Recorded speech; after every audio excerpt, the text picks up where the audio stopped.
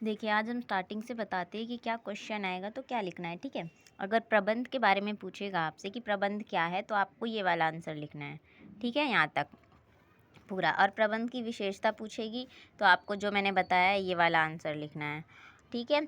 और प्रबंध के उद्देश्य पूछेंगे, प्रबंध के उद्देश्य क्या है, तो ये वाला आंसर लिखना है, ठीक है। ये हमारा है पूरा यहाँ तक, ठीक है। फिर प्रबंध के महत्व पूछेगा तो ये वाला आंसर लिखना है, ठीक है।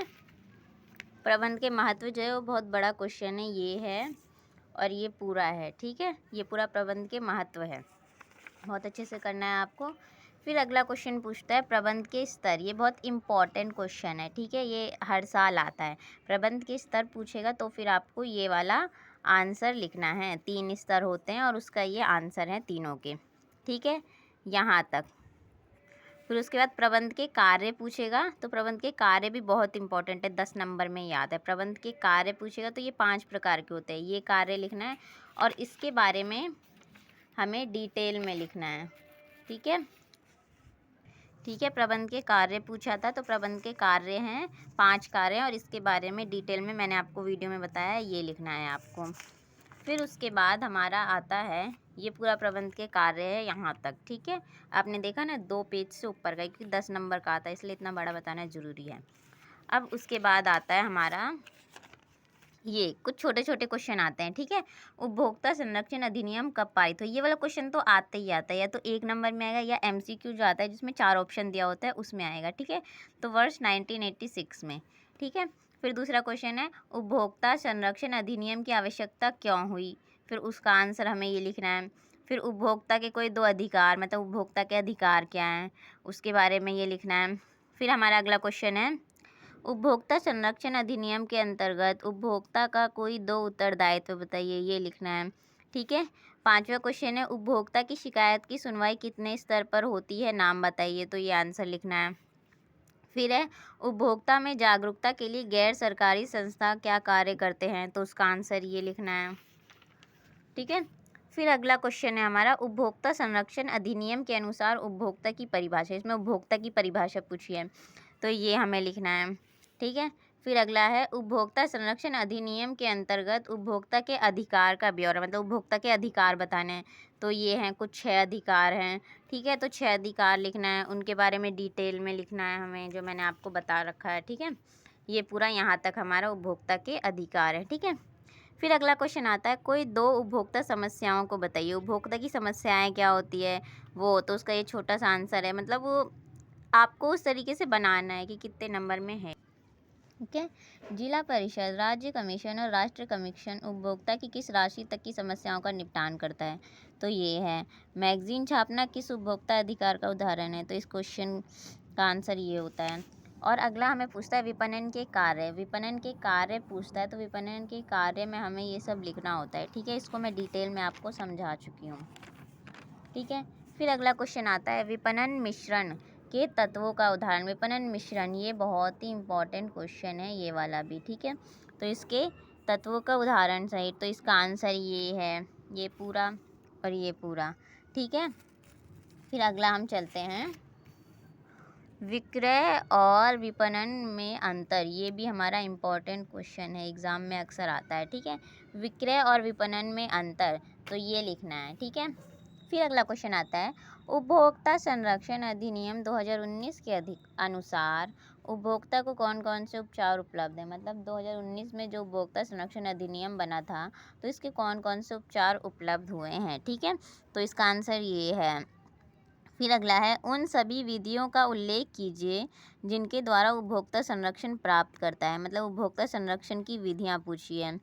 तो जिला स्तर में जो जिला स्तर, राज्य कमीशन, ठीक है, ये इसके आंसर हैं और इसका आंसर जो है हमारा यहाँ तक है, ठीक है। फिर अगला क्वेश्चन आता है व्यावसायिक पर्यावरण के विभिन्न आयाम को बताइए, मतलब व्यावसायिक पर्यावरण के विभिन्न आयाम, तो इसका आंसर ये हमारा यहाँ से लेके यहाँ तक, ठीक है। ये भी हमारा इम्पोर्टेंट क्वेश्चन है, ओके, इसे याद रखना है।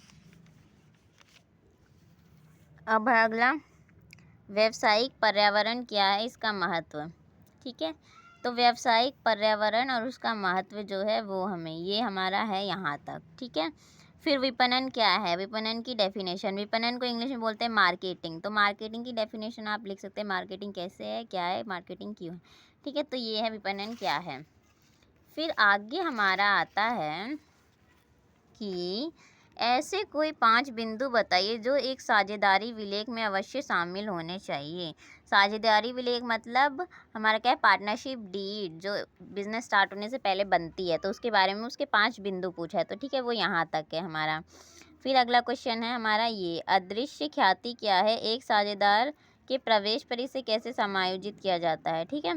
तो ये भी हमारा इम्पोर्टेंट क्वेश्चन है, अदृश्य ख्याति, ख्याति वाला एक क्वेश्चन ज़रूर आता है, ठीक है। तो ये हमारा अदृश्य ख्याति के बारे में बता दिया, ठीक है। ये पूरा हमारा यहाँ तक है, एंड तक, ठीक है, इसका आंसर। फिर अगला क्वेश्चन आता है हमारा, साझेदारी फर्म में नए साझेदार को प्रवेश देने का क्या अर्थ है। इसको ही मैंने डिटेल में आपको समझा रखा है, ठीक है। तो ये है, बाकी इन दोनों के आंसर अभी मैंने लिखे नहीं है, ये मैं बाद में बताऊँगी।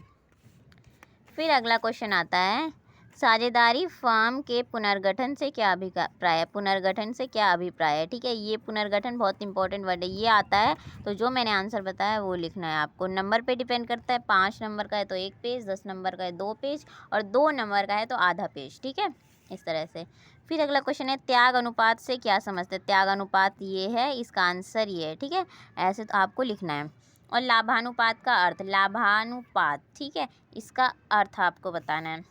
फिर अगला है हमारा, पुराने और नए लाभ हानि बांटने के अनुपात में अंतर, ठीक है। ये क्वेश्चन का ये आंसर है, डिटेल में मैंने समझा रखा है। फिर अगला क्वेश्चन है, ये बहुत ही इम्पोर्टेंट क्वेश्चन है, अक्सर एग्ज़ाम में आता है हमारे, ठीक है। पुनर्मूल्यांकन खाते, पुनर्मूल्यांकन खाते पूछता है आपसे, तो आपको जो मैंने ये आंसर बहुत डिटेल में समझाया बहुत अच्छे से, तो ये लिखना है पुनर्मूल्यांकन खाते में। फिर हमारा आता है अगला, ये हमारे छोटे छोटे क्वेश्चन है, ठीक है, ये 2-2 नंबर में आते हैं। जारी पूंजी क्या होती है, जारी पूंजी यानी कि इशू कैपिटल, इंग्लिश में इसका नाम है इशू कैपिटल, इसके बारे में पूछा, ये क्या है, तो ये आपको बताना है, ठीक है। और आरक्षित पूंजी क्या होती है, आरक्षित पूंजी इसको इंग्लिश में बोलते हैं रिजर्व कैपिटल, तो इसका आंसर ये है।